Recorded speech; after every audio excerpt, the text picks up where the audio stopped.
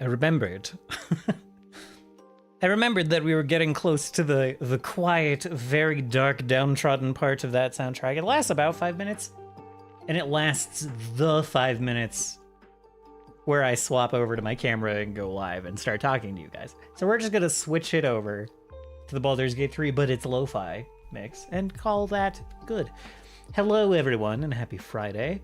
I hope you're having a lovely end of your week. I'm pretty excited to be done. I had like a pretty busy work week this week. If every week was as busy as this week with contract work, I would be set. I would be totally good. Unfortunately, this is like the second biggest week I've had for contract work, so definitely not the average. But, you know, maybe it's a good thing. Maybe it's a sign that things are ramping up in a fashion, perhaps. Yeah. The rest, I'm very tired this week. I'm having a little bit of a rough day today in particular.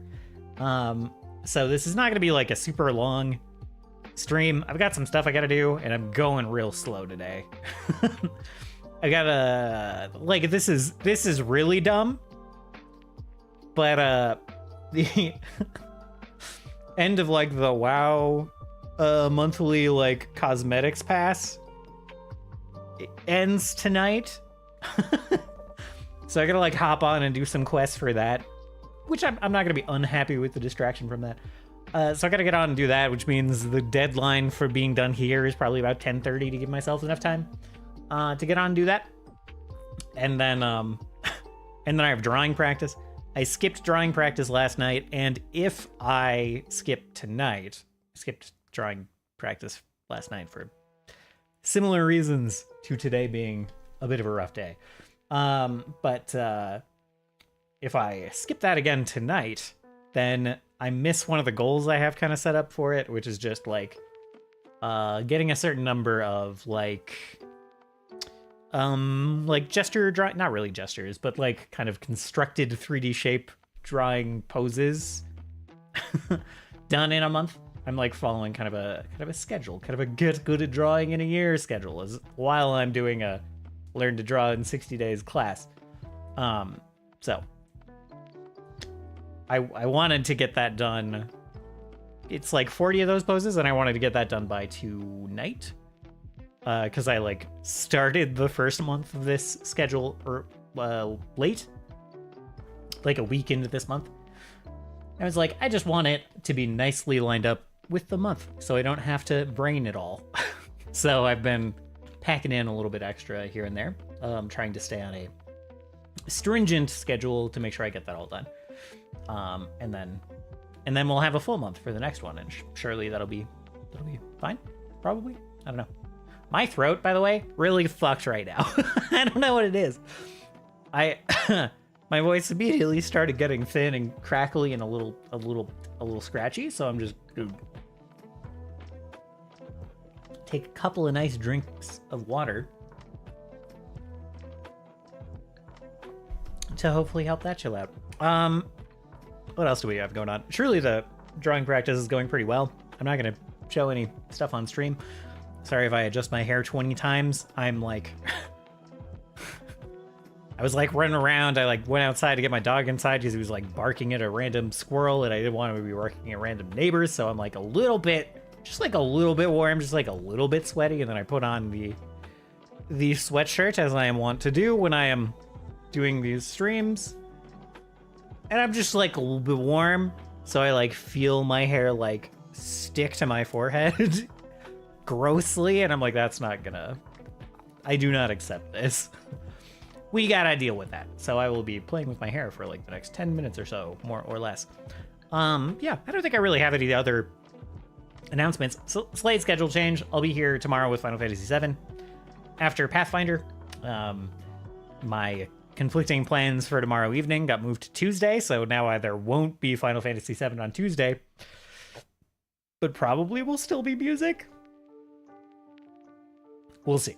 Yeah. And I don't really think I have anything else. So we'll probably just go right ahead and jump into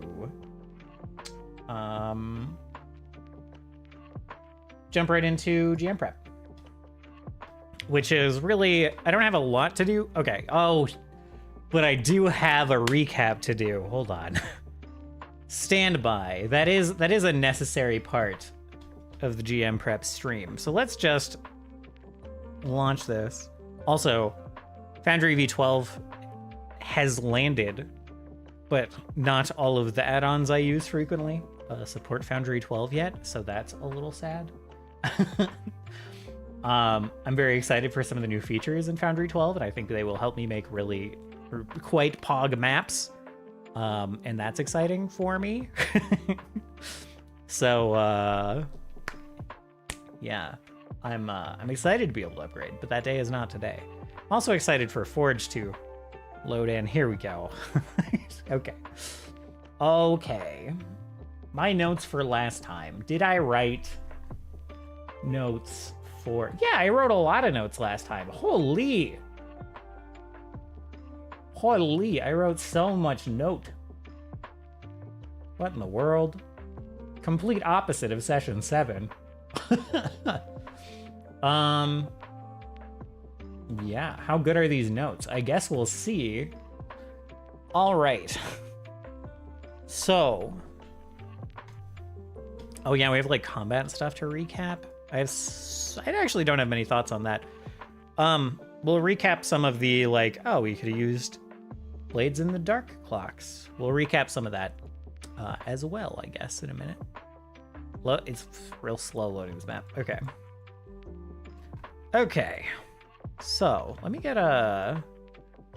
Can I like turn up the lights? I gotta remember to turn this back down next time. So, yeah, we're turning up the lights. We're making it a little bit easier to see. Because, you know, Foundry has no concept of outside versus inside. Now it will, actually. With the zones coming in version 12, you'll be able to, like, probably determine different areas and be like, this area is outside and daylight applies, and this area is inside, so it's always dark. I might be able to do some funny, tricky things like that. We'll see. I haven't installed V12, so I haven't played around with that at all. Anyway. Last time we met the party, they were exploring this cave that had been caved in, where there were carvings, records of information about this this unseen seraph that they believe is coming to the world. Unseen because of the 3 wings veiling its face and its head. Did not mean to draw a light there, lol. Yeah, how much to recap here? So they've been checking this out. They kind of like snuck in, infiltrated this cult a little bit. They got rid of some snitches that knew their identity that were about to reveal them. That group was also delivering this book of forgotten gods that are like buried around here, that were sealed away by the main gods of this world, who ruled for 10,000 years before the mortals got sick of their shit and sealed them away with the same magic that they used to seal all the other previous deities away. Anyway, this seraph is an enemy of those 4, and he is coming to kill the 4. It's kind of his whole thing. So he's going to be disappointed when he arrives and finds that they are sealed away. Maybe. So anyway, the party's been exploring this place. They found this crack back here. There were a couple of creatures kind of haunting these halls back here that made the cult, made the unshackled wary of moving in. We had a Encrave, which is just a Pathfinder version of an Onkeg. And a Yeth Hound. The Yeth Hound, the party didn't really get to discover too much of this, but the Yeth Hound was like using the Encrave. The Yeth Hound is like a fiendish dog, fiendish hellhound that has a bit more intelligence than the dumb Encrave. And he was using the Encrave to kind of dig into here and to help him hunt. And was like barking orders for the Encrave, kind of like telling it what to do, more kind of sheepdogging it, really, kind of herding it around. More or less. They had an alliance of convenience and the Encrave not wanting to be eaten by the Yeth Hound. So they were like walking around these back halls, and it kind of prevented the cult from really getting back here. They found a little bit of treasure in this buried safe. Nothing of too much interest. I don't really remember what was in there. And then they found this crack in the wall back here that led into this secondary kind of worship room with more carvings that reminded them of the front hall up here. That continued the story. That showed the Seraph arriving and digging out, having his followers dig out a bird, an owl, in a cage underground that was looking up at him. And then the last one showing him arriving, talking to a couple of leaders, one of which included, well, basically, leaders with armies behind them is the idea of the third carving. One of the standards they saw there was the banner of Sarosa, the nearby human kingdom, part of the Commonwealth of Monteclana that's made up of 3 different kingdoms. So they got that information. This dresser over here turned out to be... I can just do this. I don't need to be boxing it like I'm playing StarCraft. This cabinet over here turned out to be a mimic. They're not really there anymore, but this is part of the map, so I'm stuck with it. That was a mistake, by the way. If you have a mimic on your map, maybe don't make it part of, like you could put a tile down on top of the map. If you're playing in person, then it might ruin the illusion a little bit, but just like a tile that you can move or delete would be good if you're playing digitally. Doesn't need to be part of the battle map. Part of the PNG. So anyway, there was a mimic here, and the party didn't enter all at once. They started digging it out while Steris turned into kind of like swapped places with their snake familiar, essentially, and slithered on in here and then turned back into a person who was checking these out. They got here and noticed, like Hurdle, just noticed that this dresser kind of stood out. And I'm playing with it a little bit. The party has a mimic in the party. We're playing with a monstrous party. They've got like a Minotaur, a Steno, a Sphinx, a Mimic, an Evil Eye. So they're suspicious of any suspicious pieces of furniture, bits of odd furniture, anywhere. So Steris was like, I don't trust this dresser, really. And then they got through, they dug this out, and then Stu entered. And the Mimic was like, ah! No wonder this person's so suspicious. What are you guys doing in here? You're entering my hunting territory. This is a complete breach of etiquette. And they had a bit of an argument. That was good fun. Which is like one of the only bits of character stuff I've gotten to throw to Stu. I need to figure out more Stu specific stuff. It doesn't seem like the Stu's player wants a lot of that, but I want to provide it if I can a little bit. Why do I at least have a couple of hooks for them to interact with? So stuff like I might throw an oddly high number of mimics around for Stu to interact with. Like higher than you would expect.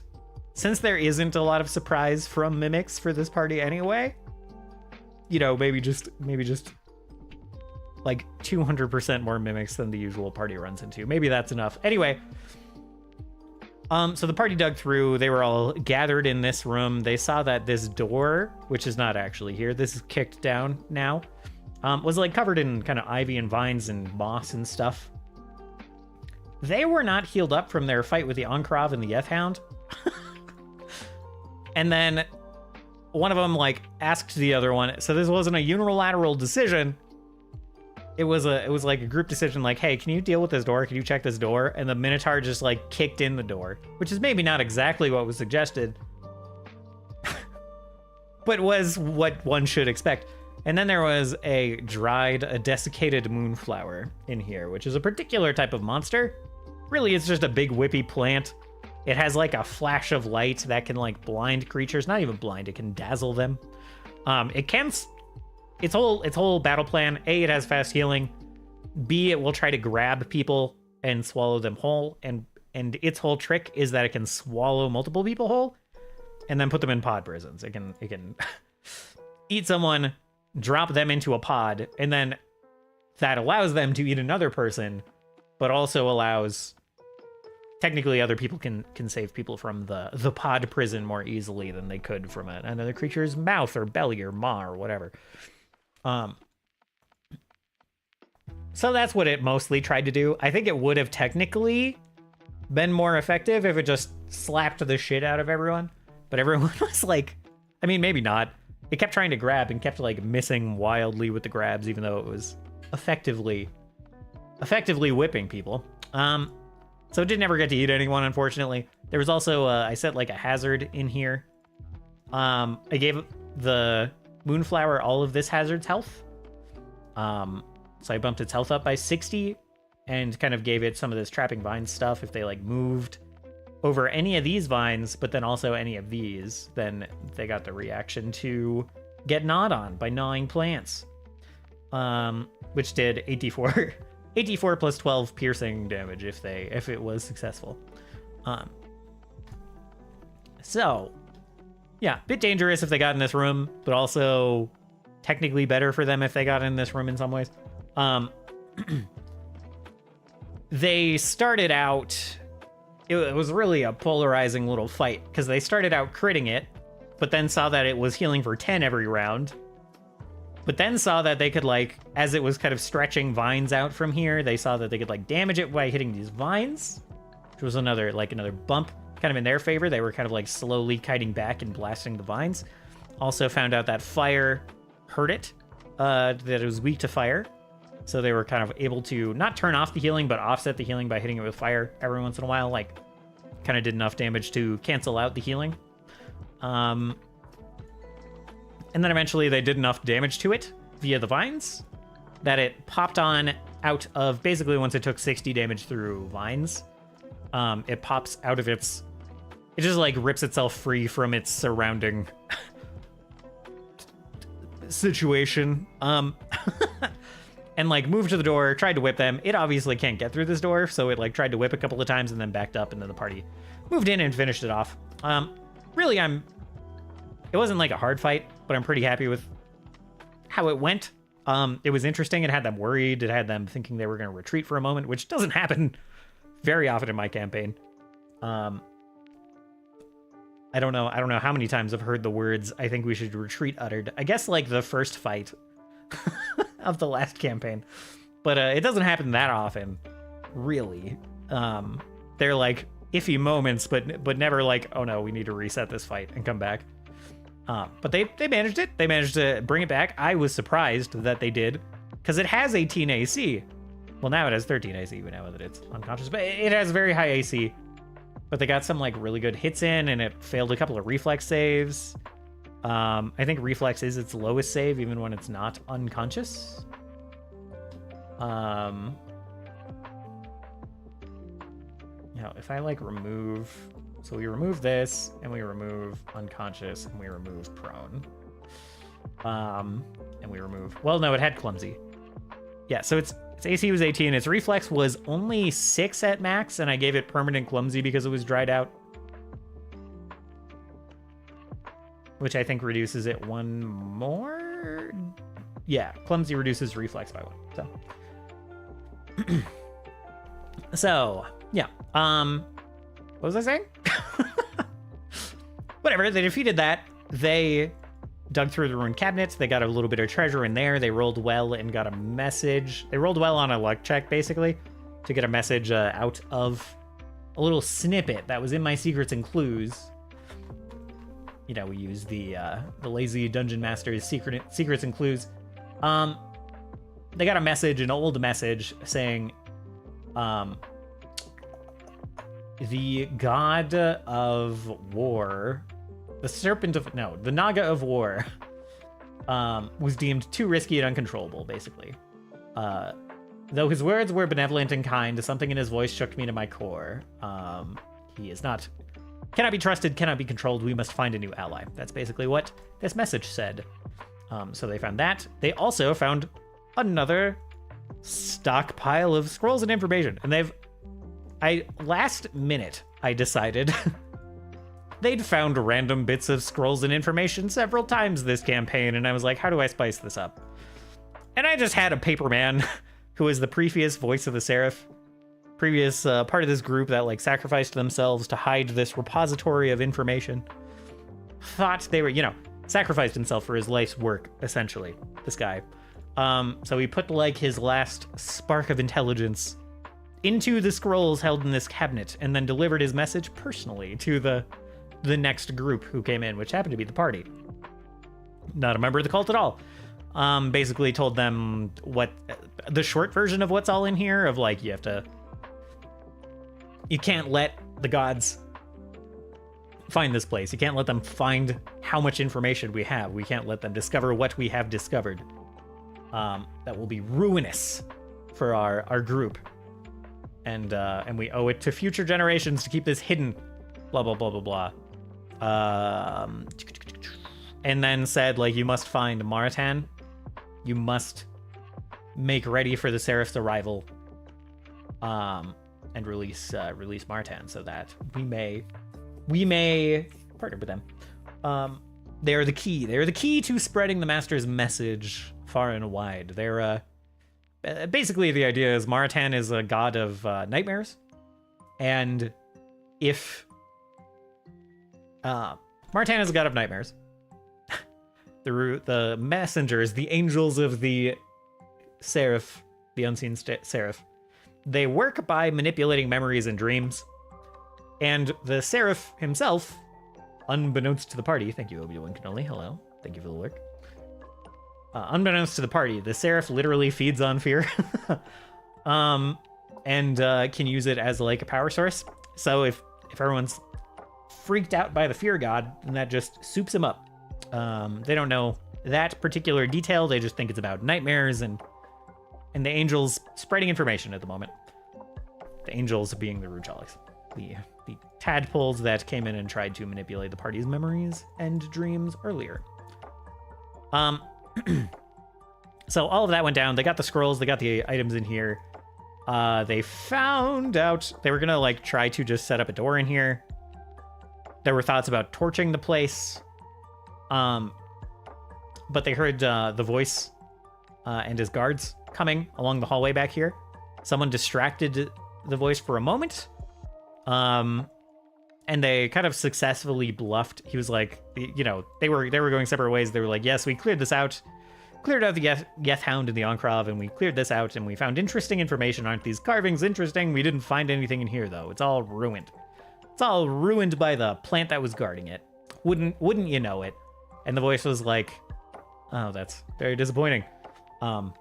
Asked if they were like sure that they didn't find anything, and I don't remember who it was, but the party successfully bluffed their way out of it. Successfully deceived him. Why do I feel like I've talked about some of this before? Weird flashbacks. Have we gotten over this? But actually, this is what happened last time, right? Okay, anyway, Isha, it continues to be complicated. Most of the party went back to Turris's tower to rest through the door to his dungeon. Isha was going to stay here, talk to Luca, convince Luca to go with them, convince Luca to help them solve the puzzle blocks, checked with Luca to see... kind of found out that he doesn't really have an attachment to this cause. He's just enthralled by the puzzle of this puzzle box that's supposed to reveal the location of this enduring keep. And Isha was like, great, you should just do that with us, and convinced him to leave with the party, effectively. At the same time, just a little before arriving here, talking to Luca, Isha convinced the other mimic, who did not fight with them against the Moonflower, convinced the other mimic to hide in the Voice's office and attack him at night. That happened. There was a scuffle in the middle of the night, and the Voice of the Seraph was down to 22 health from 72. He was quite injured from it, to be honest, and Isha considered, seeing the health low, considered trying to finish the job, which would have been possible. It's not impossible. It probably would not have been doable in one action, though. So it was like iffy scary for sure. And the Voice of the Seraph is quite martial, so if that went on more than Isha's turn, it could have gotten really bad really fast. Isha did before, kind of like Isha helped the Mimic get in here and then wrote down stuff on the Voice's private documents. Didn't have time to search this cabinet. I kind of like asked which one Isha went to and went to the desk and grabbed the documents there. Didn't search the cabinet, which had some powerful items. It did. One of the letters talks about essentially like a Palantir-like device. I need a different name for it. That the Voice used to talk to the eye of the Unseen Seraph, another agent of the Void. But that there could be like more of the devices, and we don't really know who's listening, so only really talk about things that could be eavesdropped without screwing us, or talk in code as much as possible. Isha didn't look for that item either, which would have again taken a little time. Unless Isha was specifically like, I opened this box. then Isha would have found it. Anyway, so Isha kind of, after the scuffle came in, checked on the Voice, healed him, left. The party regrouped the next day. Collected Luca, kind of like brought him and his things to the tower. They had like a kind of long conversation with Luca, long conversation with each other about kind of like organizing their thoughts, organizing the information they have about what to do next. There was some talk about, releasing some of these buried gods. They have this like catalog that kind of gives them some information on some of these gods. Specifically, they found out that Turkhan's supposedly deceased god Vesgal is in a is sealed away beneath one of these pools, supposedly, which came as a shock to Turkhan because Turkhan believes his goddess to be dead, believes that she sacrificed herself to save his people essentially and protect his people. And he's like, if she's not dead, then does that mean we're not protected? We don't have this safety net? And he was very concerned. But that leaves they also brought so they brought Luca in, obviously. Katoda Katoda's really just not bothered by much. Mostly Nahia. That's kind of a deep gnome they picked up along the way. These two tried to kill the party because they thought that the party had killed their friend Oriole, who is another cultist. The party kind of like said, no, help us find Oriole's killer. We are interested in finding Oriole's killer, so come help us with that.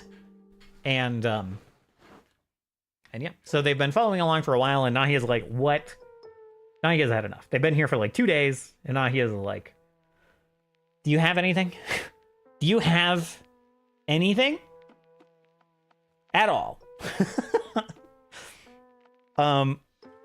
So they brought Nahia and Katoda through the portal to Turris's dungeon, Turris's tower, and had Armis, Turris's summon, kind of lead them around, give them the tour while they all discussed other things. And then we ended the last session with Nahia kind of barging in and being like, goodbye, headphones. Nahia barging in and being like, all right, what the fuck? What the fuck is going on? Stop jerking us around. And that's where we'll pick up next time. So, yeah. So, I don't know. I really enjoyed last session. I thought it was pretty good. I don't know. I enjoyed it pretty thoroughly. The party is getting to the point where they've like put together a lot of information and they have to come up with a plan of action, and it's very gratifying to see. Hopefully they're enjoying it as much as I am. I don't have a story I'm trying to tell, right? I have a situation that I lay out, and then the players figure out how to interact with that situation, and the story is thus born out of that interplay. To put it in really just the most the most pompous terms possible, right? But and they're getting to the point where they're like trying to make decisions, and they're like talking about their ideas, and I'm like, I didn't think. Like, I have like an A track that I think they're gonna go down. I lay out like a possible path, right? But my thought is, well, the cult specifically wants to find Maratan, and wants to use them to accelerate their god, the Unseen Seraph, his like arrival and success in kind of taking over the world and freeing them from the shackles of the Four, hence their name, the Unshackled. And the party picked up that information. They understand that. They're like, okay, so clearly this Maratan is supposed to help them like forge alliances and stuff. I thought maybe they'd go there. Maybe they would try to kill the god, which would probably go poorly for them. I would make it clear that that's something that requires a higher level. And one of my players, Moto, is pretty sharp. He immediately was like, we can't kill gods right now. We can't do that. He knows that I don't like level the world down to them like that, in that way. Like the challenges that are waiting around in the dungeons, there's not just like a level of 15 creatures here for no reason. But if they go and seek out a god, it's going to be a serious situation, and they shouldn't approach with the assumption that they're going to kill the god. So that's more or less understood by at least a couple of my players. I thought maybe they'd go there and try to recruit the god instead, which is more in the realm of possibility. Like save this god, actually goddess, from being used by the Seraph. Just like release them early, get them away from here. I thought that was a possibility. I thought they might release some of the other gods, maybe, but I think right now they only have 2 days left. I have to double check. Really got to double check. I think they have 2 days left until the star that the Unshackled have been dreaming about, that has appeared in the sky, until that star crashes down and the Seraph has arrived. I think it's about 2 days in game. So all they can do is modify the starting scenario. They can't go kill the Seraph. They just can't do that. He is too strong. So all they can do is like modify the starting scenario in their favor as much as possible. And yeah, they kind of like are on that page. They understand that, and they're thinking about releasing some of the other gods, not the God of Fear. They're thinking about just trying to hide this information from them as much as possible. They have like the documents that were in the back of the temple. They successfully hid those from the voice. They've like kind of taken away Luca in terms of getting this Arx Sustinium, the Enduring Keep. They're going to prevent the cult from finding that quickly as well. But they're talking about releasing some other gods. They're interested in Turkon's god Vesgal. They're interested in maybe like the god of storms. They threw out a couple of things. This is going to be a very talky session where they're going to go over like their options a lot and come up with a decision. And probably I don't actually have to have all this ready to go this week. I just realized my glasses are super super smudgy if I look over that way, so that's good. I don't actually have to have it ready this week. I'd like to prepare ahead of it a little bit where possible. We're not going to have maps for all of the different gods they might let out or go visit. That's also unrealistic. If I know specifically which one they're going to, then maybe I can set up a map, like I have one set up for Maratan, just in case, because I thought it was going to go that way. Yeah, and I guess all I'm saying is, it's really exciting that I just had no idea what they're going to do. Still have no idea what they're going to do. And like, it's all valid. You know, they get to make some pretty big decisions for how this campaign is going to play out in the next 2 sessions and the next 2 in-game days. And I'm excited. I'm excited to see how it goes and what happens. For now, I'm also terrified because if they beeline towards digging out one of these gods next time, I know they kind of want to explore the rest of this, but there's like not that much content in here. There's like a couple of Baxes in here. Yeah, basically they're just gonna find like a bit more treasure in here, and that's about it.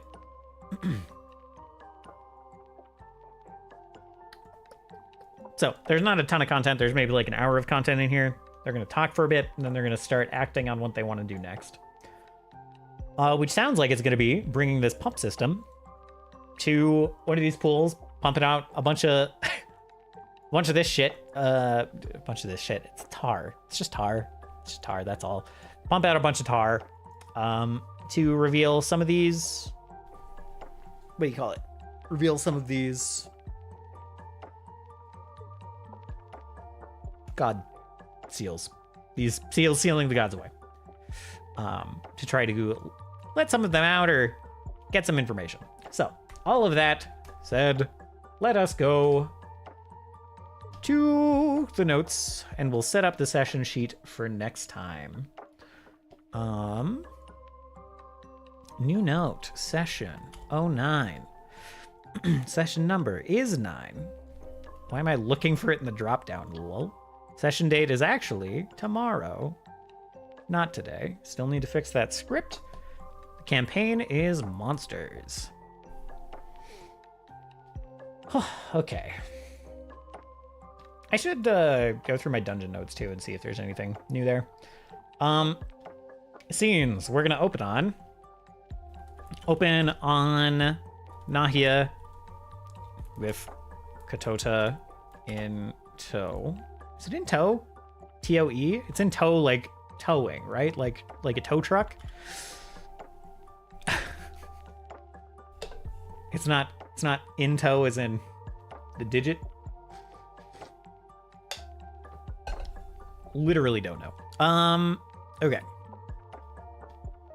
Real quick, I'm just gonna make sure my YouTube is all good. I have been negligent a little bit. Oh, you know what? We're not like in the right category or anything, so that's pretty funny.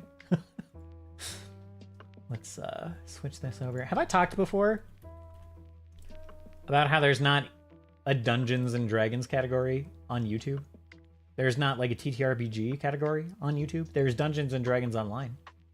I can lie and say tabletop simulator. I mean, Dungeons and Dragons Online, I guess, is a lie too. But yeah, it's just it's kind of silly, kind of silly. I don't know if that's sillier or like Twitch's situation where it's just all the games ever, including multiple versions of the same game. And like expansions will be listed as a separate game, and then people will be confused about whether the streamer whether you should pick the main game or the expansion, and like which one's getting more viewers, and you have to like double check that. It's all a mess on Twitch. Yes, on YouTube in a completely different way. Anyway, open on Nahia with Katota in tow, barging in on the party.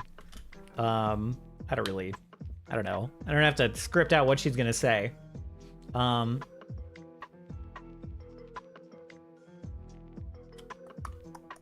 like that. Wow. For session 8, I just like wrote some puzzle to get into the rotunda, and I never wrote down anything more. Yeah. So I was like, oh, they might go to the rotunda right away, and I should prepare for it, but I didn't actually prepare for it. That's very funny.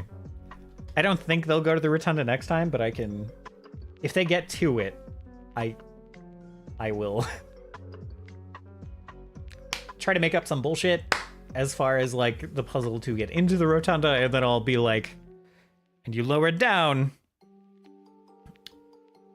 and a robot comes to life, and that's where we'll pick it up next time. And that is what I will do to the players if they get all the way to the rotunda next time, which I don't expect currently. That isn't looking like the way they're going, but I know there's a robot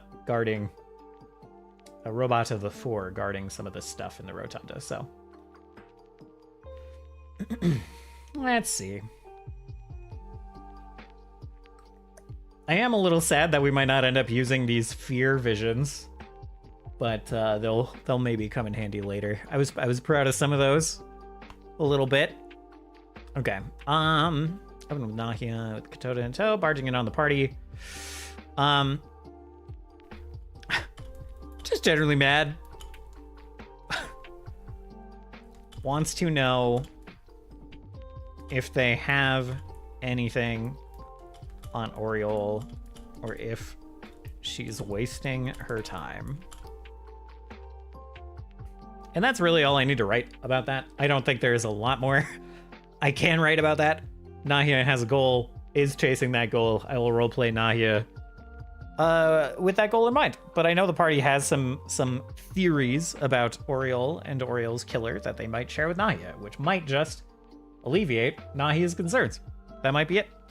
The Batsareg scene might actually for real happen. Maybe. I'm not convinced of... I'm not certain of that. But we're gonna put it in here one more time. And we'll see. Yeah, the ritual, whatever. Martin's vault doesn't need to be a scene. Let's lay out some other scenes that might happen. Just to help ourselves out in terms of thinking about these. Let's see. Convincing the voice that they should pump out a particular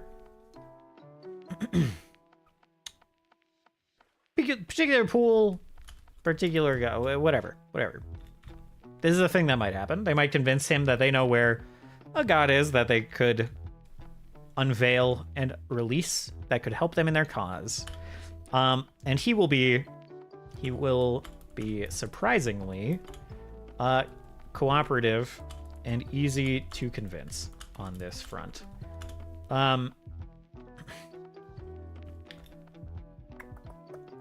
Perception may reveal that he is trying to keep them busy and is happy that they have found their own distraction. Is that the... I guess. Distraction isn't quite the right word. I'm thinking of like... whatever. Distraction. You know, an activity that occupies you. I don't remember the name of that, but whatever. Convincing the voice that they should pump out a particular pool, blah, blah, blah, all of that stuff. He is actually...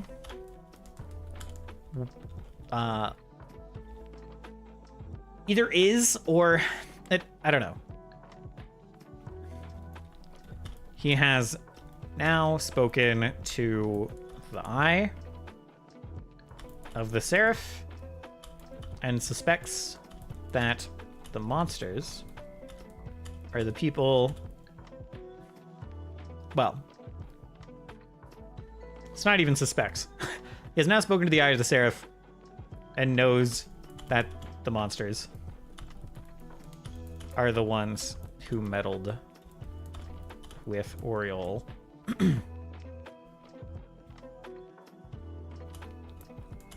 Knows that the Eye, aka Augustine, had Oriole killed because the monsters were flipping him.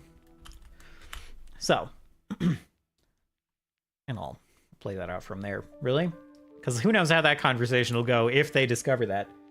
It'll either be a short conversation or it'll get really tense really fast. But he's basically like, yeah, anything you guys want to do to take up a little bit of time is more time for my backup to get here. I don't know if he's going to recruit Batsareg. Batsareg shows up before this all goes down.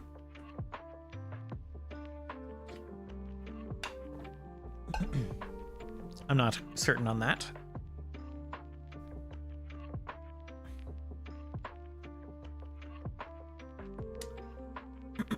And then there's like pumping tar out of a pool.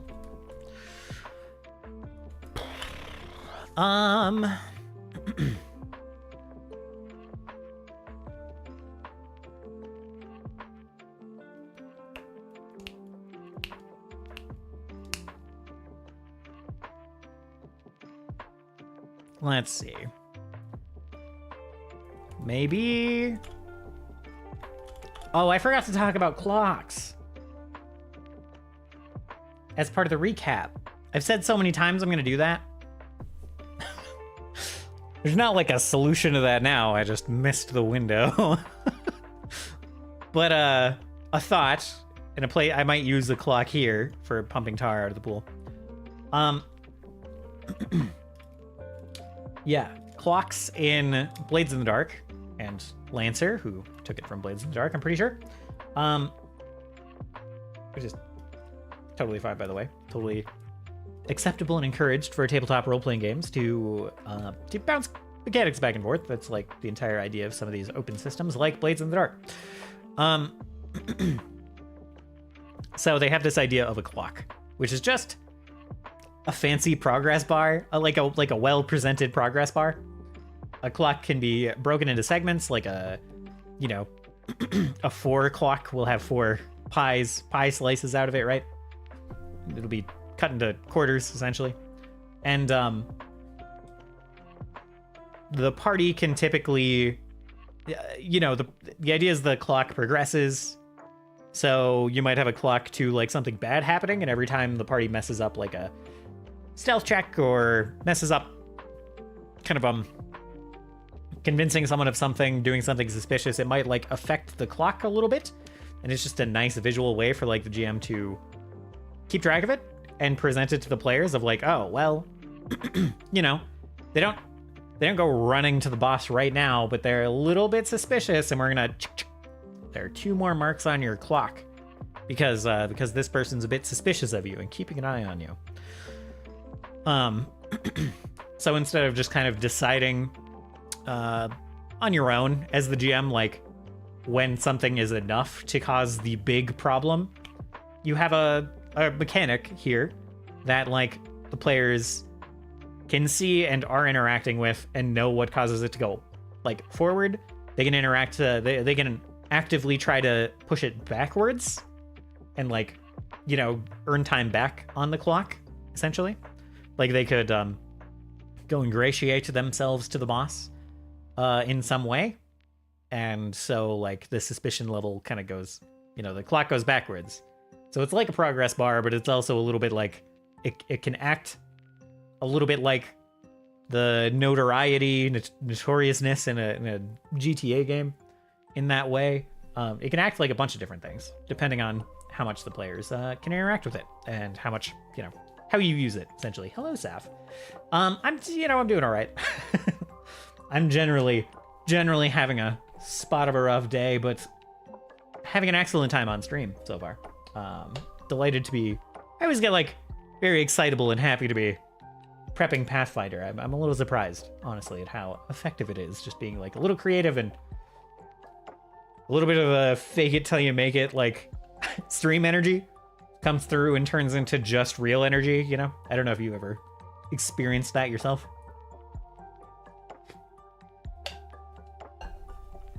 Oh yeah, thank you. For sure, yeah. It's every time it happens to me, it's surprising. Like, oh, just a little bit of pretend turns into a lot of bit of real sometimes. So yeah, so I'm doing great right now. I'm doing great.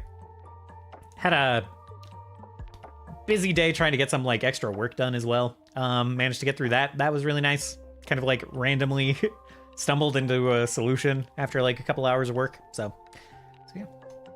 Emotions are surprisingly hackable, yeah. I try to be wary of how much hacking I'm doing. Words. How much hacking I'm doing while still, it's good to have some hacks.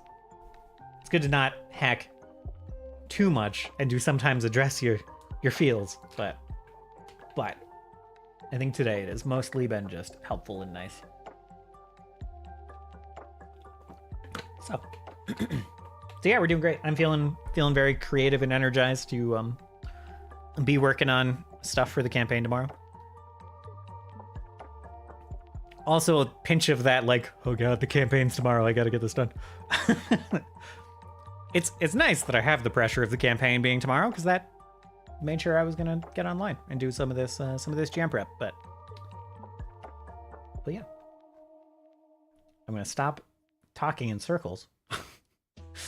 The answer is, I'm presently feeling great and really enjoying the creative process.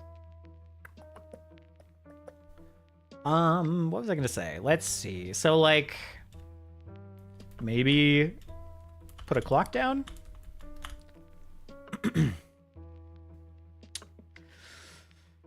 I don't know that this is a super interesting place to put a clock, but I'll just leave that note there.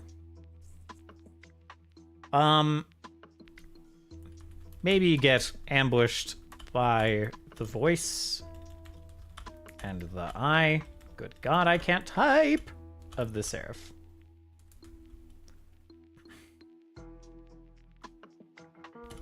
If enough time passes. Party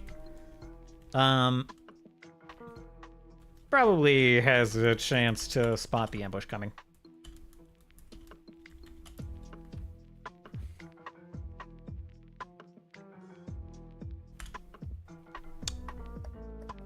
Like, especially if they have anyone scouting around, kind of double checking, they might see this coming up.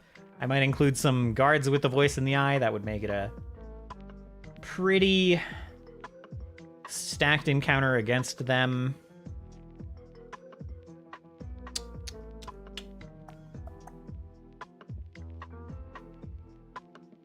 Trying to think of the consequences if I do have them ambushed. At this point, like, narratively, it's kind of what makes sense.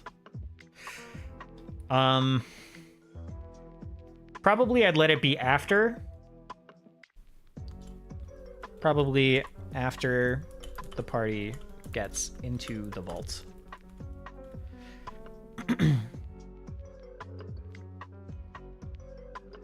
I'd probably do it after. It's a little more interesting and dramatic if they come outside and like, oh shit, there's people waiting for them. And it doesn't necessarily like get in the way of them completing their goal. It just like complicates things a little bit. I might put something to disturb and bother the pumping process of like emptying out this pool. I don't know what it would be.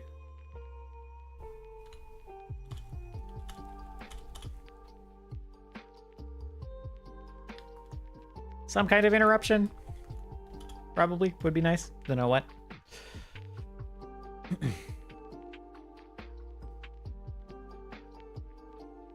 But I want to be thinking about that when we get to that scene. All right, secrets and clues. We gave them some last time. They earned some from research and other things. So, oops. Let's put this back. 1, 2, 3, 4, 5, 6, 7, 8, 9, 10. Okay.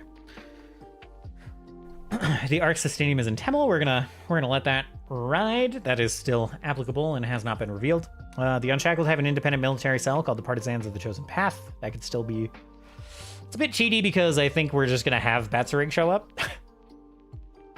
And if they talk to Batsarig, he might just kind of spill that. He might just tell them that.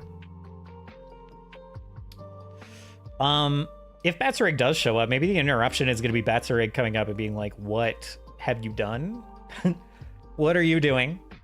I thought you were here to help us. You're betraying us, blah, blah, blah. Is it true? Whatever. I might do something like that. Okay, so this thing about the Naga, the War Naga, is revealed, so we're going to delete that. Dursus Core is a fairly typical control system for something like the Floating Cities or the Veilspire. I spelled Veilspire wrong. Good gracious. Okay. That's still applicable. That's going to be here for a while, I think. A Minotaur named Batsarig, we revealed that. The Human King of Serosa is already an ally with the Unshackled. That is not known. That is still relevant. Quite relevant. Steris's dreams are not from the Ruchalics. That was kind of revealed. We'll take it off. It's good enough. The world's mana, spiritual energy. Something is still shackled by the... Oh, yeah, this is a big one. I don't know. Yeah, I mean, I guess.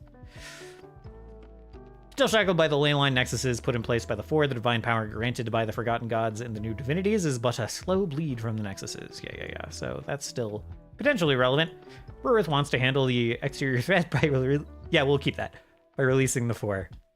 Hooded Steno and an orc with antlers have been seen in Kalmacourt. Yes, the orc is the hand of the great beyond. Right, I haven't come up with a different name for that. I think I'm fine with the Hand of the Great Beyond, but whatever. So we have 3 secrets and clues that we have to come up with. I had one. I had one in my head. I was taking a shower. It was in my head. What was it? Channeling psychic energy to bring it back, to claw it back from the ether of inspiration. Something about, oh shit, this is a pretty big one. This is literally a forever spoiler, so like, so if a player is checking this out later, this is about Vezgal. If you're checking this out like months down the line and you haven't figured out the true nature of Vezgal, just like skip ahead. like half an hour in the VOD. Okay. Spoilers in now. Vezgal. Vezgal's true nature is that she was kind of the... Did I say 30 seconds? It's definitely it's gonna take me longer than that to type this shit. Whatever. Vezgal's true nature is that she was charged with defending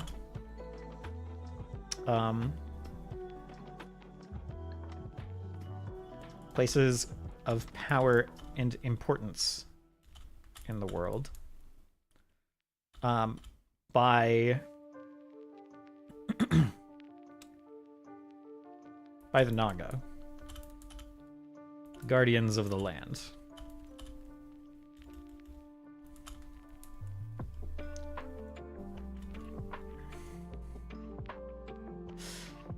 Yeah. Titania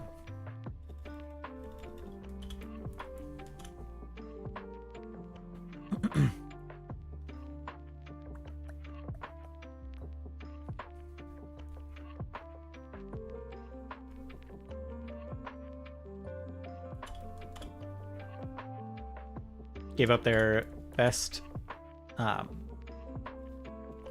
gave up Vezgal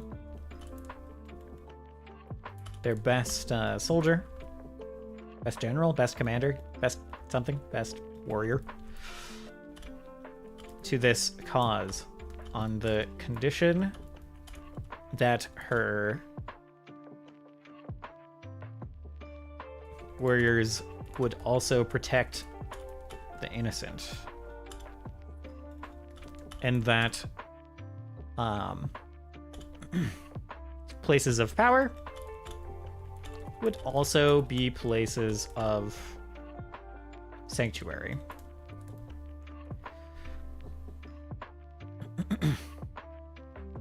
Okay. So that's pretty fucking big.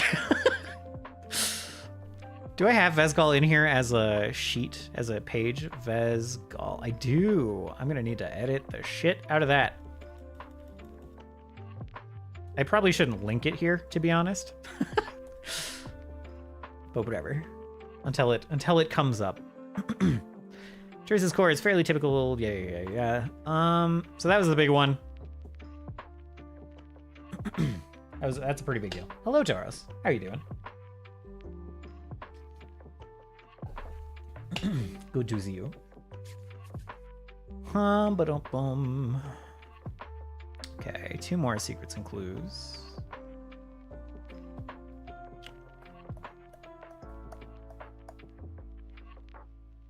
Aurora is running the pain away. I'm so...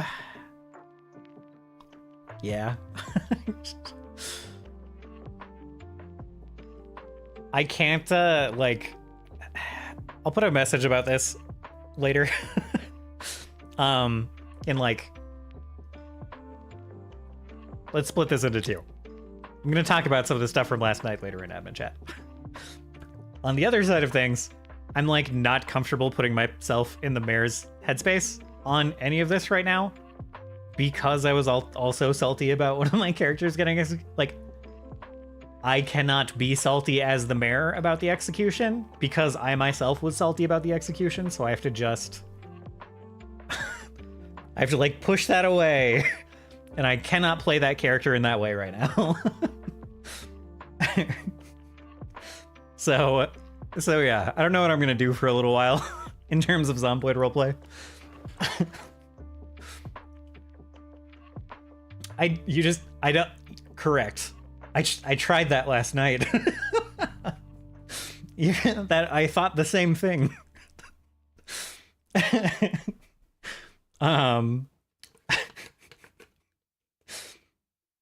Maybe. We'll see.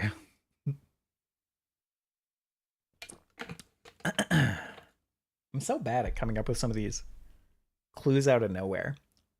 I can just stare at this for like 15 minutes and I'll come up with something.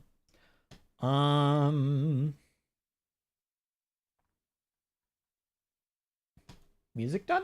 Music gone. Why have you... How have you done this? How have you betrayed me like this, music? Okay, there we go. Maybe take... Yeah. Oh, I'm dead. Yeah, I'll take a break from Zomboid until next week for sure. Ignoring the Discord's a little harder. It's like where I go to hang out, so that's a little... That's tough. Just because it's like the default hangout for a lot of my friends right now. So I probably can't ignore it too much. But I think I've shed enough of the salt that I can read people being happy about how last night went without being grumpy. I think I've recovered enough now that I can do that.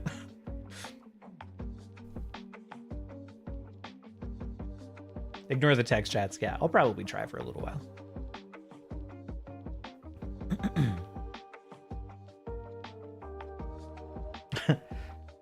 Moto kindly let me vent a little bit earlier, and I'm feeling much better.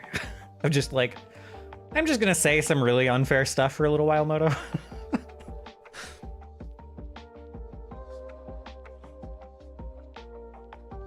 Yeah, it is like I appreciate that it is an impactful death. And that it's like fucked a couple of people up, and like all the drama and stuff is very good, and I can appreciate that while being selfishly like god damn it. But I'm trying to focus more on that positive side of it. I was really enjoying listening to the roleplay last night after the fact. Yeah.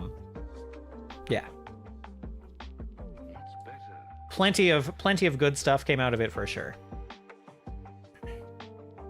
And by good stuff, I of course mean deep and horrible trauma.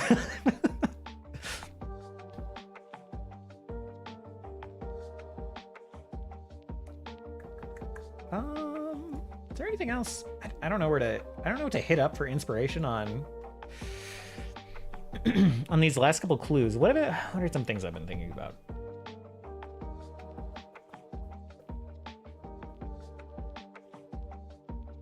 Okay.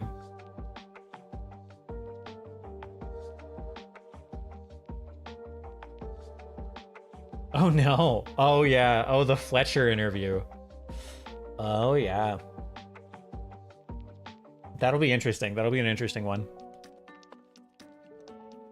I'll probably have to, even if I am taking a break from Zomboid, I'll probably have to check in on that.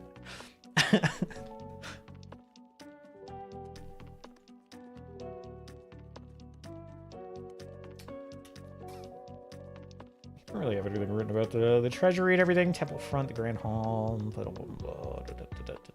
I already read all this. Most of this stuff.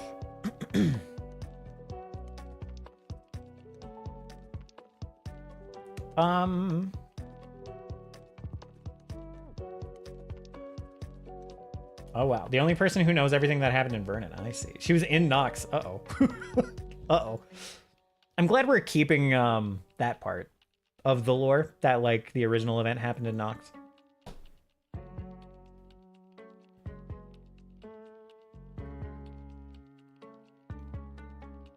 But also that sucks for LT.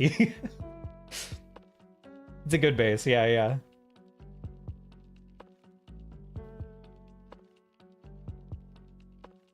Maybe next season we change it though. I can see that, especially we're talking about. That would be hard for next season actually. I'll muse about that later. I was like, we've been talking about like starting in a drastically different location. New York City would work pretty well. That's similar enough. They're not like, in some ways that probably matches Kentucky's weather. It probably matches Zomboid Kentucky's weather better than Zomboid, or wait, better than Kentucky. You know what I'm trying to say. The weather might be more appropriate in New York. I can attest to NY weather. Yeah, the snowstorms and everything seem to make a bit more sense there. And it's got the swings between like hot summer and like cold, dreary winter, kind of similar to, similar to what we see in Zomboid.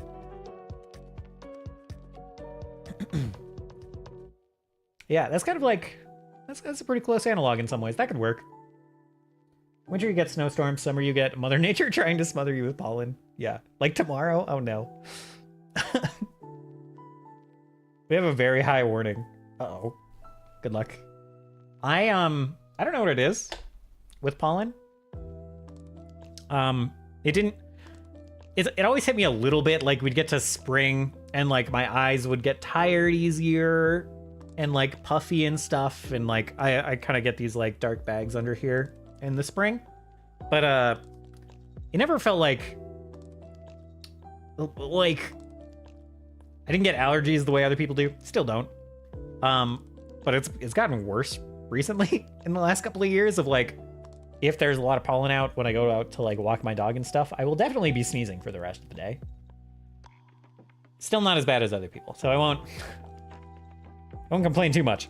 But I feel like the minor allergy I had growing up is like worse these days.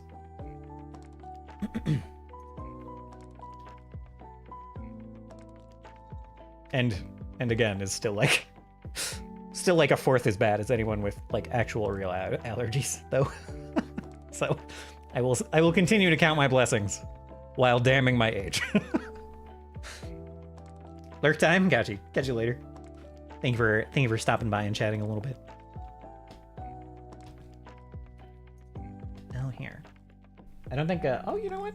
Yeah, a couple more people here. If you guys don't follow Tauros, Tauros does a bit of the streaming. Streams some of the Zomboid. Joins us with on Zomboid RP on Thursdays. Plays a collection of other fun games as well. Mutual friend of Voraktee's. Kind of how we met, pretty sure. Hard to tell these days, but that's probably where we first met. Yeah, so go give Tauros a follow if you don't already. The Zomboid roleplay should be up the alley of most of the people who tune in for the tabletop stuff. Okay, so we got 2 more secrets and clues. We've got one about the Arxistinium. We've got like, we could do a couple more character-specific ones.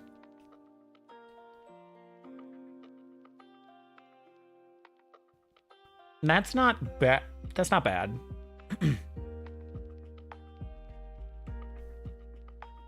I don't know how they would find this.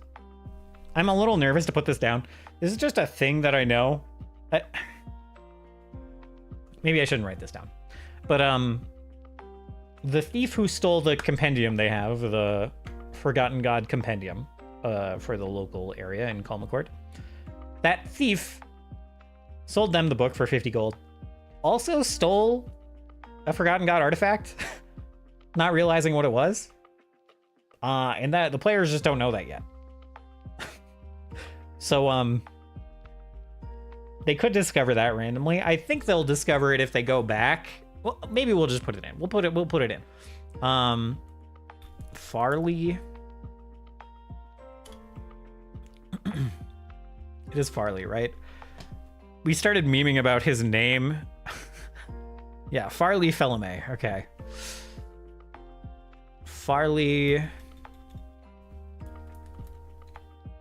Felame stole an artifact when he stole the book. Separate from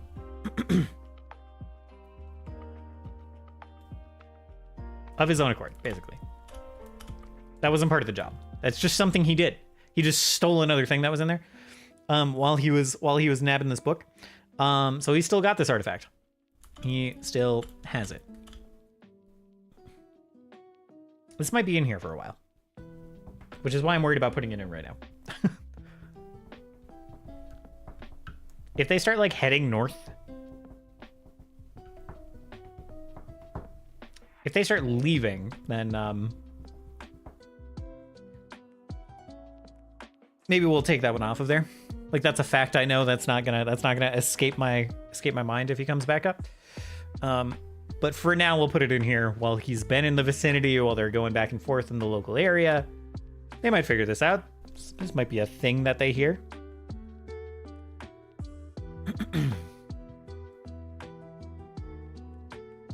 Okay, so that's a character-specific one, kind of, to stare us a little bit. We have a character-specific one for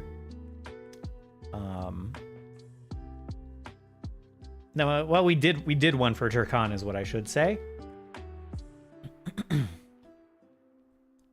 Can I take a look at the story web? I need to update the story web and play around with this more, because this was very helpful, and I want to look at this more. So I just need to update this, but it's gonna happen while I'm offline and not streaming, which means it might just not happen. But so we've got like Arlo. Yeah, right. The herbalist. Ysera is the local obnoxious person for Asteris. Dagaz is the logger. We've got Tin, which is kind of in it. Tin's not going to come up right now. This is the elder, the village that was in the town. Guardians. Farley's involved already. Dirtbag Dwarf has been involved. Dwarven Smith and Teacher probably won't come up. Eldest and Wisest Shaman probably won't come up. Could, though.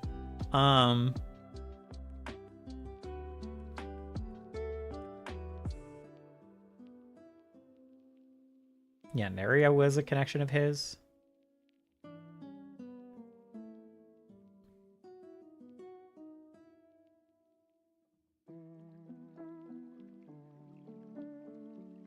Artisan, also Turkon's frightened. Human tradesperson, that's right. Interesting. Yeah, not sure exactly.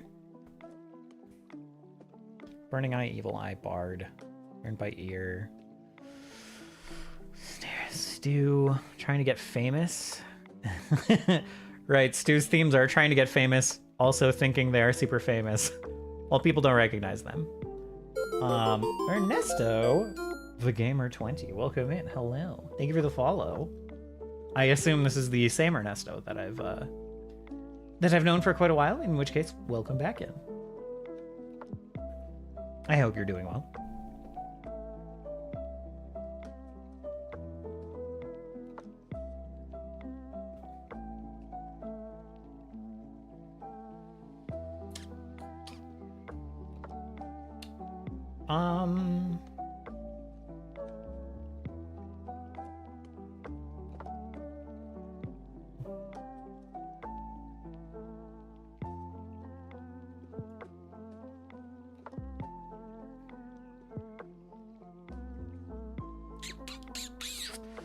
Okay. The web is not helping me too much. There could be some stuff with Isha.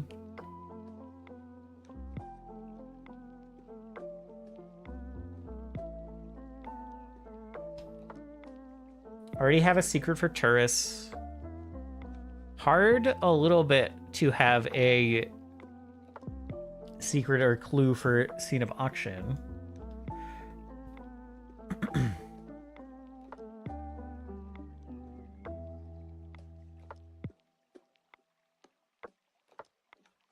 Yeah, I'm having such trouble with this last one today.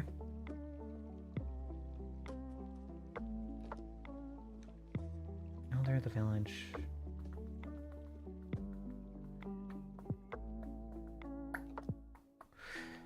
Tin and Tin's parents are someone that they'll probably meet on like the road.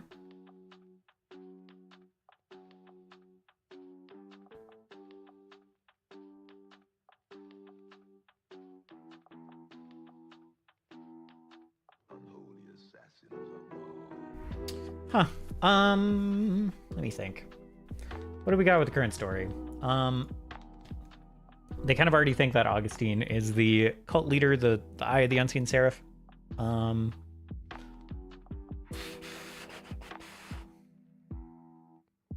purpose do you have in bringing this heretic to the court of Baal? Speak, or death will be your final word.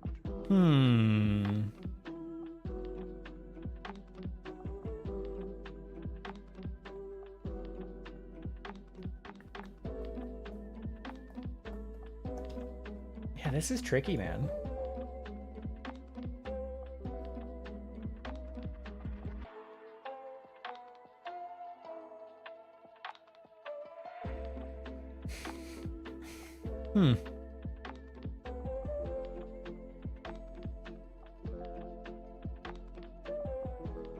Could do something with the puzzle box. But we already have something with the Arc Systinium.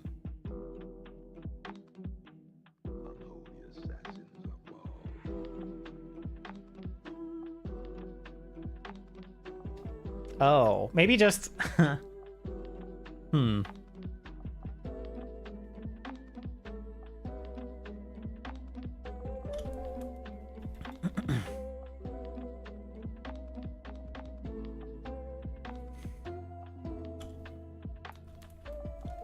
mechanical... well, yeah. A construct guards the rotunda.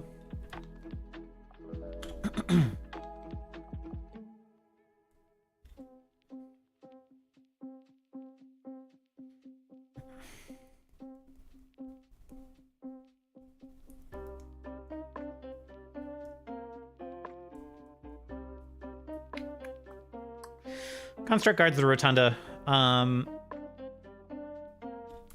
Researchers had to retreat until a contact with a connection to the four was brought in. Contact unknown.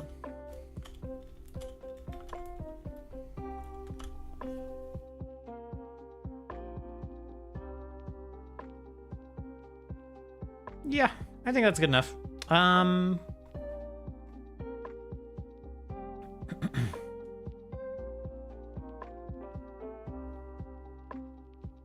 Okay, and then the other side of this pumping tar out of the pool thing is I need to, like, let's see. If I get into one of these vaults, I need to be ready. Like, some days I will be able to, basically just like during the session, if they figure out which god they are trying to let out, which god's vault they are trying to get into, I need to be ready to describe that domain. Which I can, 9 days out of 10, I can bullshit my way through. And then that 1 day out of 10, I gotta be a little more prepared for, probably what I have to do that day is like be thinking of descriptions for it while they are trying to get there. That's probably the move, instead of trying to come up with descriptions for all of them right now. That's just like really pretty inefficient. So we have the list of gods. I just need to, like, that for that part, I just need to think about them. I just need to listen to music and think about the list I have given them. And that's probably what I'll do tonight, honestly. Yeah, I have this list. So there's like the goddess of the land. Vesgal, who we've discussed earlier, is not really the goddess of the land exactly. There's like a deity of harvest. There's Ovlen, goddess of work. There's Anna, god of truth. There is a deity of weddings. There's the deity of the moon. That one's pretty easy. You walk through the portal, and you are on the moon. The rock is white and all around you, and you see a world above you, and you're in a crater. Easy clap. There's a goddess of armor that is actually the god of resistance or something. Of like the god of rebels and of resilience and of just causes, that kind of thing. Suffering for a just cause, if that makes sense. There's like a god of storms. There's the deity of dusk, who is Maratan, actually. There is a goddess of hatred and a deity of home. Really, it's most likely that they go to Vesgal's vault, and Vesgal's is maybe the easiest to describe. It's going to be kind of a... yeah, I mean, I guess. As like I guess kind of like a Greek temple. More like a Roman temple. Kind of like big columns of like marble. Well, not... big columns of stone. Floors of marble.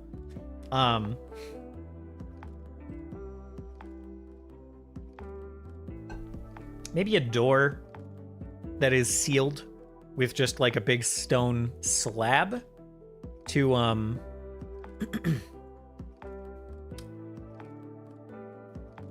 you know, hint to like this won't be a door that they can actually open, but it'll be like a facade of a... it'll basically be a copy of a place that she watched over. A copy of like maybe one of these ley line nexuses, and the temple that used to sit above them, that kind of thing. So there will be like a big sealed door, and like then there'll just be a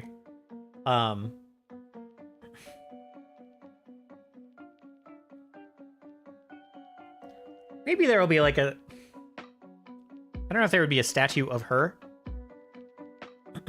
That would make a lot of sense, but you know, we could pull a Hercules where a big statue of her starts talking, but there's going to be a cask, essentially, a big stone tomb with her inside of it. Like she is going to be dead. Vesgal is going to be dead, but with an echo of her consciousness in this place, because I think it's more interesting that way. And she cannot like leave her vault, but she technically exists and has consciousness within the vault now. Even though she's sealed away, even though she is like literally dead. You know, she has no body with which to leave, but an echo of her consciousness is still in that vault.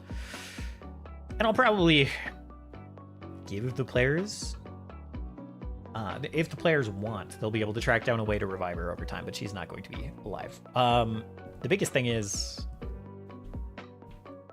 I think she's gonna give some kind of artifact to Turkan. She's gonna have like a lot to say to Turkan.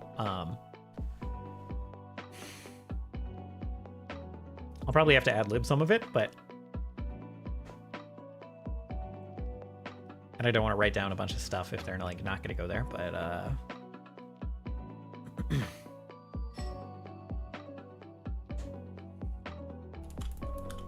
so I don't know. If they go to open a vault.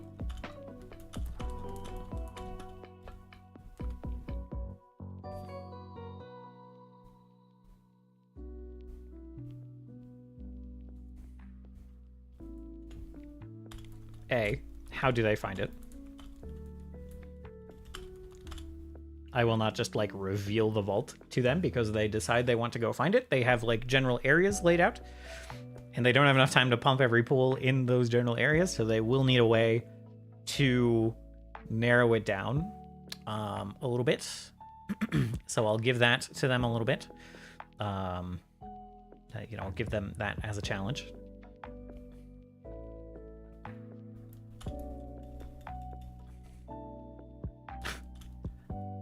Then refer to number 3.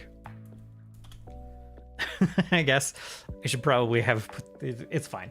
And then we'll need a sweeping description of the vault. Something related to their power/domains.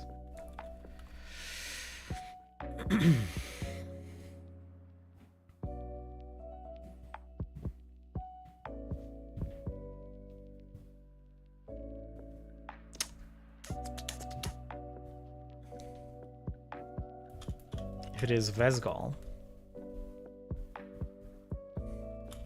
It is a...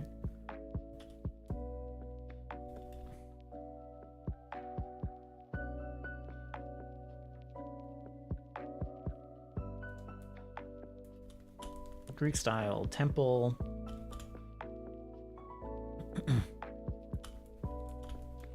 Big stone columns, open front.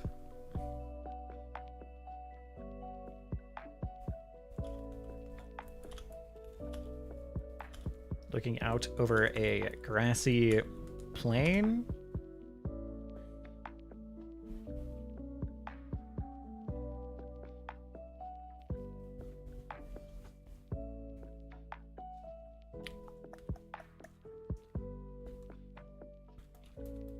Maybe a big... Well, we're going to drop the statue thing. I don't think it's a big statue.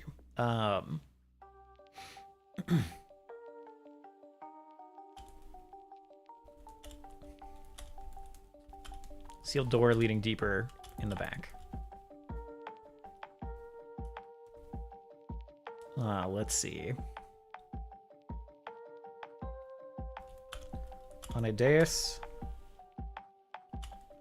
in the center of the temple.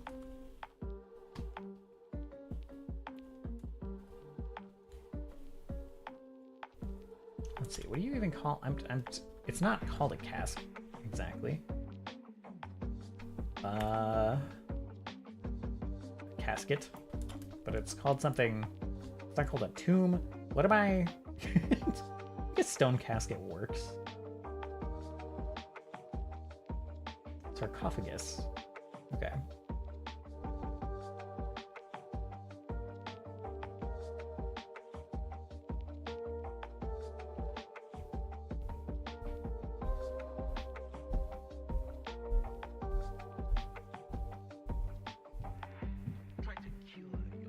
Okay.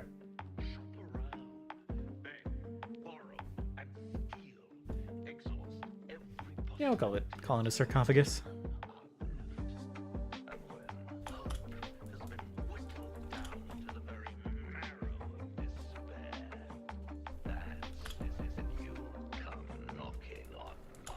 Carved on top, a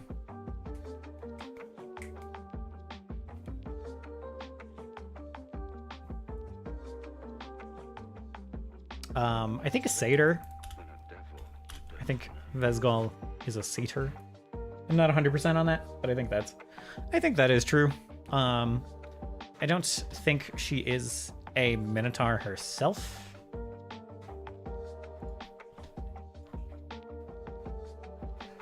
I'll review that. We'll see. You might get to the session tomorrow and we might be talking about it and I might be like, yeah, she's totally a minotaur. But that's not the impression I got from what Bill was saying.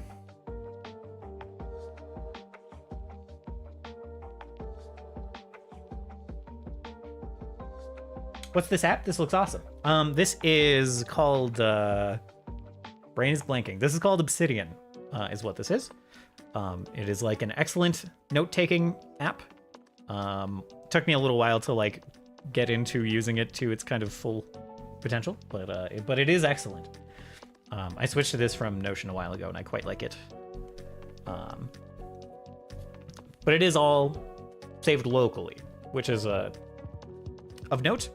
That is a problem for some people. So this is all like local copies of text. But all the text is in like Markdown and it's very portable. So I could like back this up to, is it like GitHub pages? I don't know. You can export it effectively as a standard website and use it pretty easily as like a backup. So highly recommend Obsidian.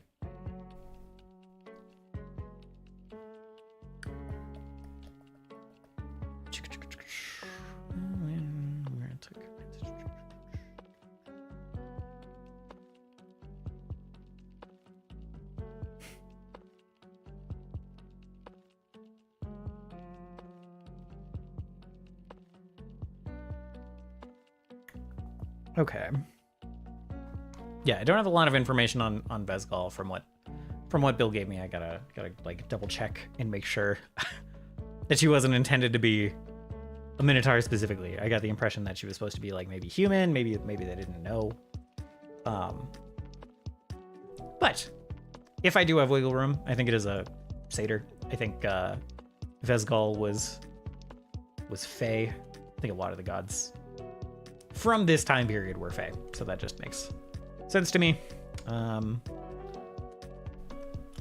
Yeah, sealed door leading deeper in the back. Doesn't actually lead anywhere.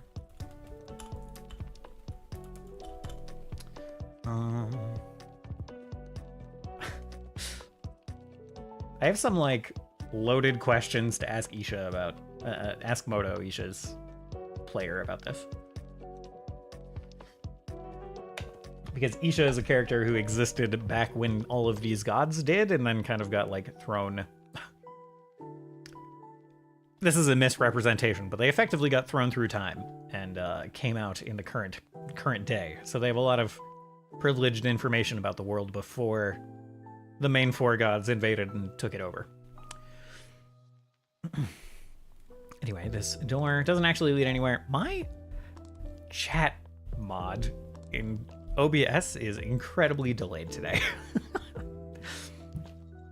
Let's see. So yeah, the door doesn't actually lead anywhere. It's just this whole place is just copied from a memory. A mummery.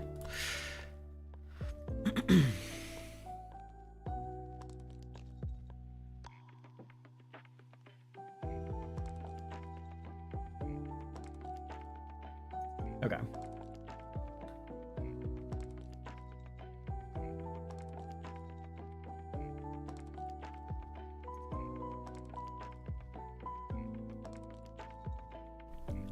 Let's be a little more specific about the arrival here.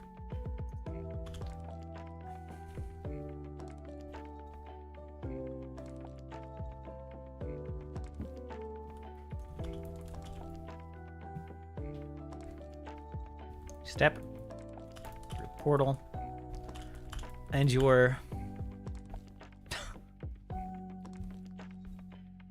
footwear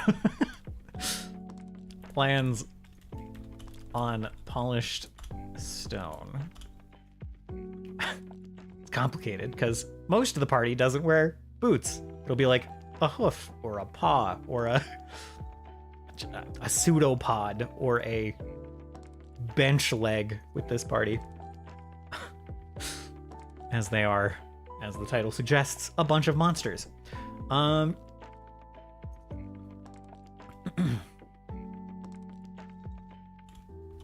As you finish stepping through, see before you like a Greek, the large stone columns of like a Greek style temple, the open front of a Greek style temple.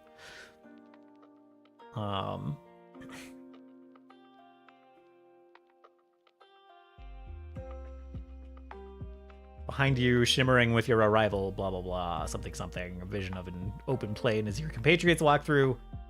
That scenery ripples again, revealing its illusory nature or whatever. Okay, so I'm comfortable enough BSing with that written. If they go to a different god's vault, I will be surprised. The most useful other gods, like the other gods in the pools, are deity to harvest.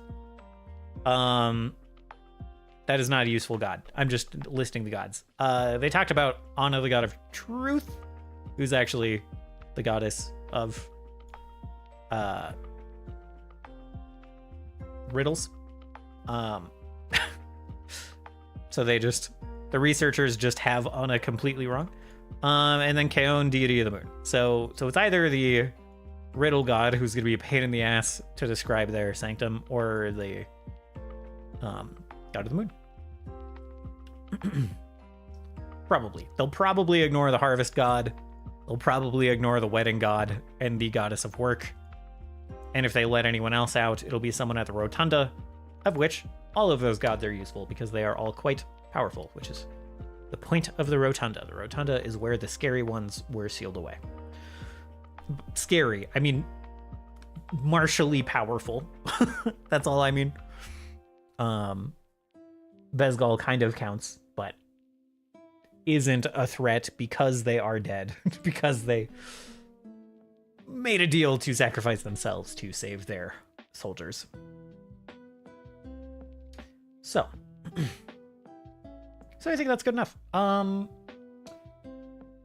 And as I said, today is going to be a shorter stream, and I think that's all I've got. I don't have anything to transition to. I've got to hop offline pretty quick anyway. My deadline was like 20 minutes from now for tonight. So yeah, we filled out the secrets and clues. We talked about the last session. We wrote a couple of possible scenes. Hello, Totoro, and thank you. Thank you for stopping by and saying goodbye. We'll find someone to raid. We will be playing this session tomorrow. Usually I prep on Sundays, but schedules change. So we'll be playing the session tomorrow. We'll be back with some more in-depth GM prep on Sunday. Tomorrow is going to be a big talky session. The party is going to be talking over all the information they have and figuring out what they want to do. So literally all of this prep, like I spent a bunch of time prepping today. What we talked about today probably won't even be relevant tomorrow for the most part.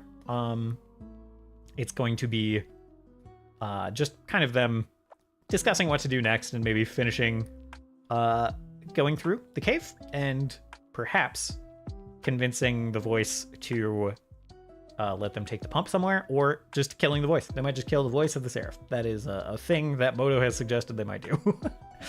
So we'll see how that goes. Still kind of quiet tonight. A bunch of my friends are not on yet.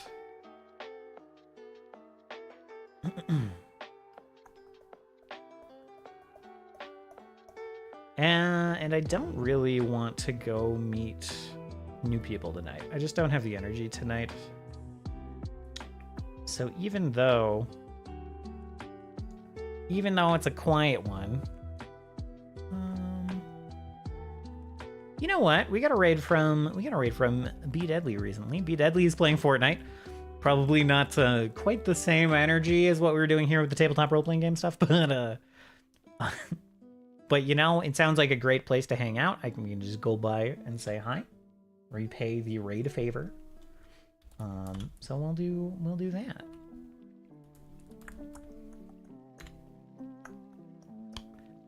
B is lovely, so you guys should come along and say hello. Maybe drop a follow if you like the energy going on there. Known B through a couple of mutual friends for a little while now. So, for me, I guess I already did the spiel. Tomorrow is the Pathfinder session. I'm really actually pretty excited for it.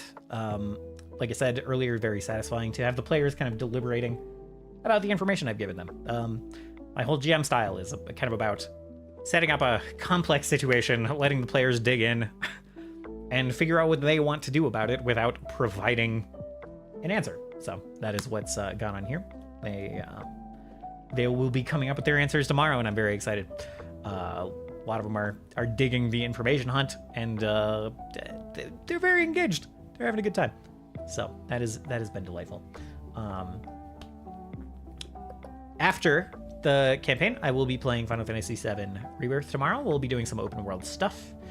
I know I said I wasn't going to be, but then plans changed. The movie we were going to tomorrow, we are now going to on Tuesday. That is a Haikyuu movie. I'm being kidnapped and dragged along. And that's all the announcements I'll give for tonight. So I hope you all have a lovely weekend, and I hope your Friday was great, and I'll see you all again real soon. Goodbye!